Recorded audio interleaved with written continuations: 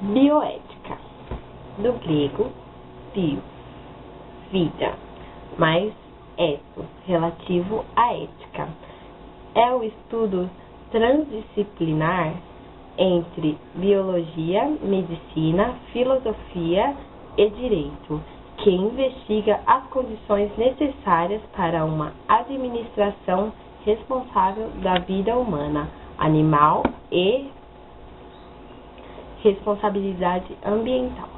Entre os termos abordados sobressaem o aborto, a eutanásia, os transgênicos, a fertilização in vitro, a clonagem e os testes com animais.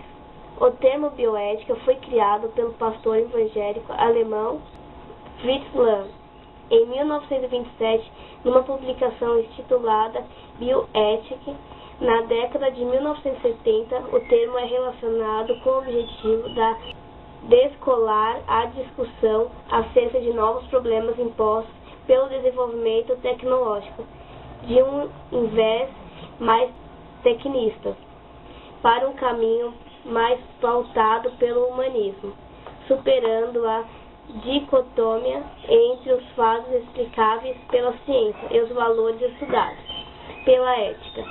A biossegurança, a biotecnologia e a intervenção genética em seres humanos, além das velhas controvérsias morais com o aborto, a eutanásia, requisitavam novas abordagens e respostas ousadas da parte de uma ciência transdisciplinar e dinâmica por definição.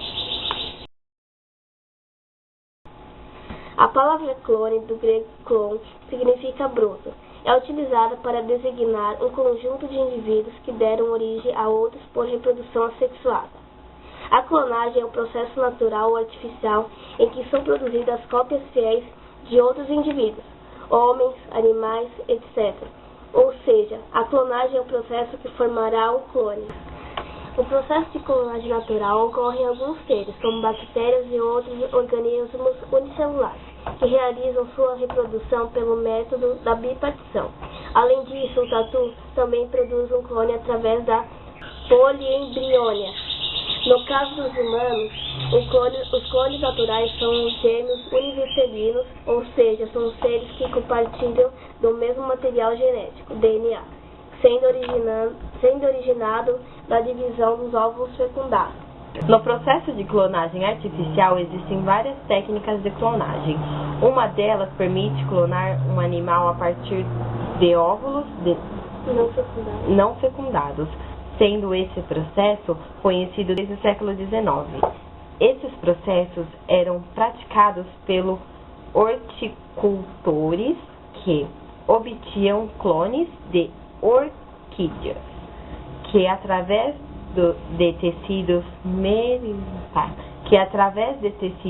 meritemáticos de uma planta matriz organizava dezenas de novas plantas geneticamente idênticas. As vantagens da clonagem.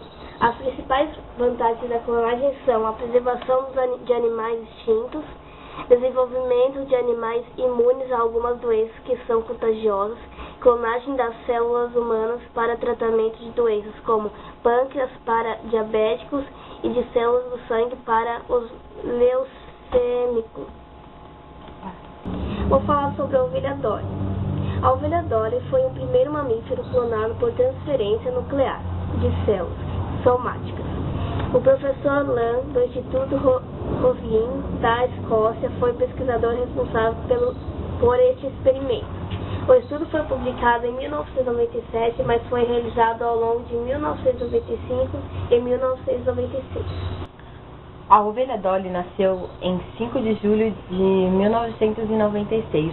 O nome Dolly foi uma referência à cantora norte-americana Dolly Parton. O núcleo utilizado no processo de clonagem foi oriundo de uma célula da glândula mamária da ovelha de 6 anos, denominada Belinda, da raça Finn Dorset. Uma outra ovelha chamada Fluffy, da raça Scotch Blackface, foi a doadora do óvulo utilizado para receber este núcleo.